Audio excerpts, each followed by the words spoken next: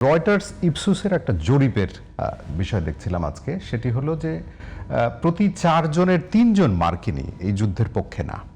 এবং আরেকটি বিষয় যদি বলি যে ইরান বিশেষজ্ঞ এবং একজন বিশ্লেষক যিনি জ্যেষ্ঠ ফেলো ওয়াশিংটন মিডল ইস্ট ইনস্টিটিউটের, তিনিও বলছেন যে ট্রাম্পকে এখন একটা বড় রাজনৈতিক প্রকল্পের দিকে এগোতে হবে, শুধুমাত্র সামরিক অভিযানের মধ্য দিয়ে গেলে হবে না। এবং কংগ্রেসে পাশ হওয়ার অনেক বিষয় আছে, আপনি নিশ্চয়ই সেগুলো জানেন। মানে কোন পরিকল্পনার ভিত্তিতে এই যুদ্ধটা আসলে অবধারিত হলো, যদি আমি আমেরিকার জায়গা থেকে বলি বা ইসরায়েলের জায়গা থেকে বলি? ধন্যবাদ আপনাকে।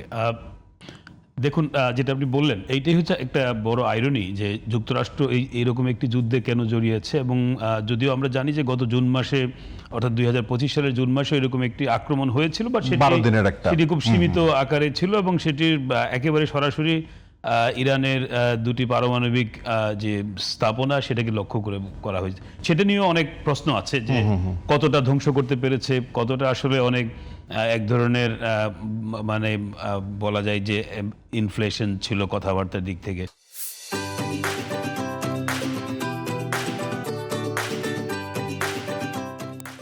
তো এটা একটা এই মার্কিন যুক্তরাষ্ট্রের ইনভলভমেন্টটা আমরা আগে দেখেছি, কিন্তু এখানে এবার যে যুদ্ধটি, এটি মার্কিন বিশ্লেষকরা, মার্কিন জনগণ সেটিকে প্রশ্ন করছে। এবং আপনি যেই তথ্য দিলেন, যেটা আমিও দেখেছি, যে প্রতি 4 জনের 1 জন এই যুদ্ধটাকে অ্যাপ্রুভ করছে। এটা খুবই বলতে গেলে একটি আনপপুলার একটা সিদ্ধান্ত, এবং রিপাবলিকানদের মধ্যে একটা বিরাট সংখ্যক কিন্তু যুদ্ধের বিপক্ষে। একই সঙ্গে আপনার এটাও বলা হচ্ছে যে এই যুদ্ধটা কি আসলে এই যে 72 ঘন্টা যুদ্ধ চলছে এবং আরও চলবে, এটা কি একটা মিসক্যালকুলেশনের ফলাফল, যে ইরানের যে সামরিক সক্ষমতা, এবং একদিকে সামরিক সক্ষমতার বিষয়, অন্যদিকে আবার ইরানের তাদের যে রেজিলিয়েন্স, বিশেষ করে একটা রেজিম হিসেবে বা একটা শাসক গোষ্ঠী হিসেবে ইরানের যে ব্যবস্থা, সেটির ব্যাপারে কি মার্কিন যুক্তরাষ্ট্রের যথেষ্ট ধারণা আছে কিনা। এবং ইতিমধ্যে তারা মানে তাদের সুপ্রিম লিডার খামেনিকে হত্যা করেছে, তারপরেও তারা দেখেছে যে এখানে একটা রাজনৈতিক ধারাবাহিকতা চলছে। তো ফলে মার্কিন যুক্তরাষ্ট্রের এই যে সামরিক সিদ্ধান্ত, যদিও এটি সামরিক সিদ্ধান্ত, বাট তার পেছনে নিশ্চয়ই বিভিন্ন ধরনের কারণ আছে। কারণ একটা হচ্ছে যে কথাটি শুরুতে বলা হয়েছিল, যে আপনার এই ইরানের যে পারমাণবিক সক্ষমতার একটা ভবিষ্যৎ তারা দেখতে পাচ্ছে, এবং সেই ভবিষ্যৎটাকে সম্পূর্ণ ধ্বংস করে দেওয়াটা তাদের পরিকল্পনা হিসেবে বলেছে। পাশাপাশি রেজিম চেঞ্জ, এবং স্যার ওই 12 দিনের যুদ্ধের সময় কিন্তু বলা হয়েছে যে ইরানের যে পারমাণবিক স্থাপনা সেগুলোকে ধ্বংস করে দেওয়া। এক্স্যাক্টলি। তাহলে এখন আবার সেখানে কিন্তু আক্রমণ করা হয়েছে, ইসফাহানের কাছে যে আক্রমণটা হয়েছে। এবং একই সঙ্গে রেজিম চেঞ্জের কথা বলা হয়েছিল, কিন্তু যখন দেখা গেল যে আসলে রেজিম চেঞ্জ হচ্ছে না, তখন কিন্তু আবার বলা হচ্ছে যে এটা প্রথম কারণ না, বা এটা কোনো কারণই না। তো কারণটা কি তাহলে? কারণটা হচ্ছে যে যেটা ইংরেজিতে বলা হয় যে ডিক্যাপিটেশন অফ ইরান, অর্থাৎ ইরানকে সম্পূর্ণভাবে পরাজিত করা, এবং সম্পূর্ণভাবে তার যে সক্ষমতা আছে সব ধরনের, এই সক্ষমতাকে একেবারে এমনভাবে দুর্বল অবস্থায় নিয়ে আসে যাতে করে ইরান কোনো থ্রেট না হতে পারে। তো এইগুলো কিন্তু অনেকটাই ভেগ মানে কারণ হিসেবে আমরা বলতে পারি। মূল কারণটা হচ্ছে আসলে ইসরায়েলের যে নিরাপত্তা, ইসরায়েলের যে শক্তি, সেটা বৃদ্ধি করাটা হচ্ছে একটা বড় একটা কারণ।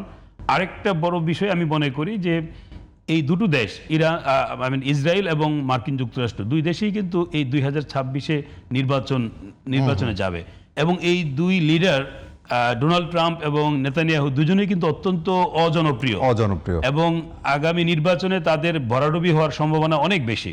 ফলে এইরকম একটি সংকট বা যুদ্ধ, এই ব্যবহার করে নির্বাচনী বৈতরণী পার হওয়ার যে একটা বিষয়, সেটা আমার মনে হয় ঘটতে পারে। কারণ মার্কিন যুক্তরাষ্ট্রের ক্ষেত্রে অতীতেও আমরা দেখেছি, যখন কোনো প্রেসিডেন্ট দেখে যে তাদের এই মধ্যবর্তী নির্বাচনে নির্বাচনে তাদের ফলাফল ভালো না হতে পারে, আমরা আগের ঘটনাগুলো যদি ইরাক অথবা লিবিয়া কিংবা সিরিয়া সহ আফগানিস্তান সহ অনেকগুলো ঘটনা যদি আমরা বিশ্লেষণ করি, দেখা যায় যে হয়তো বলা হচ্ছে যে একটা পারমাণবিক অস্ত্র বা ওয়েপন্স অফ মাস ডিস্ট্রাকশন কিংবা মানে মানবাধিকার লঙ্ঘন, গণতন্ত্র, কিন্তু মূলত আসলে ওই প্রশাসনের বা ওই রাজনৈতিক দলের তাদের যে রাজনৈতিক যে উদ্দেশ্য, যে নির্বাচনে ভালো ফলাফল করা, অথবা শুধু নির্বাচন না, একজন প্রেসিডেন্ট হিসেবে যখন তার জনপ্রিয়তা অনেক তলানিতে চলে যায়, তখন সেটাকে পুনরুদ্ধার করার জন্য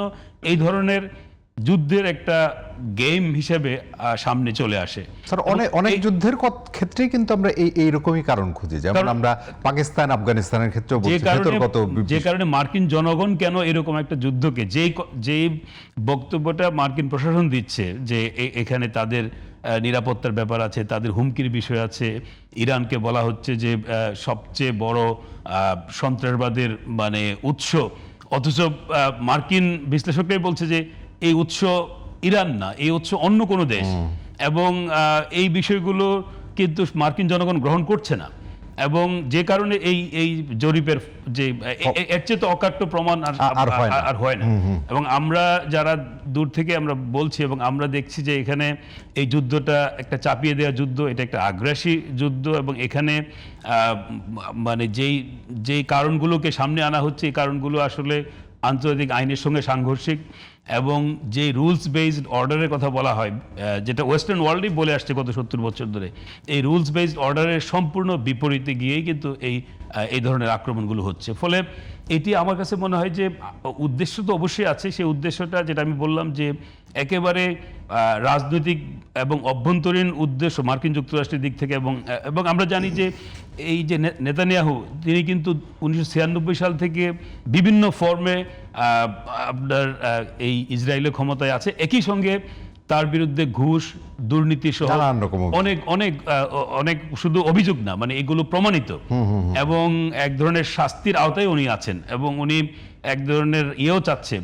মানে ইসরায়েলের প্রেসিডেন্টের কাছ থেকে ক্ষমাও চাচ্ছে, এবং তিনি ক্ষমতাচ্যুত হলে সম্ভবত তার দেশের আদালতেও তার দোষী। ফলে এই যে ডোমেস্টিক পলিটিক্সের সঙ্গে কিন্তু এই যুদ্ধটাকে আমরা খুব পরিষ্কারভাবে যুক্ত করতে পারি, এবং এই ডাইমেনশনটা আমার মনে হয় আমাদের মানে বোঝা উচিত যে কিভাবে একটা দেশের ডোমেস্টিক পলিটিক্স বা অভ্যন্তরীণ রাজনীতির সাথে এই ধরনের একটি ভয়াবহ যুদ্ধ মানে সম্পর্ক হতে পারে, এবং তার মাধ্যমে আমরা যেটা দেখতে পাচ্ছি যে এই যে বিভৎস অবস্থা শুধুমাত্র অভ্যন্তরীণ রাজনীতির কারণে, এবং তাদের নিজের মন গড়া কতগুলো কারণ সামনে নিয়ে এসে এই যুদ্ধটাকে চাপিয়ে দেয়।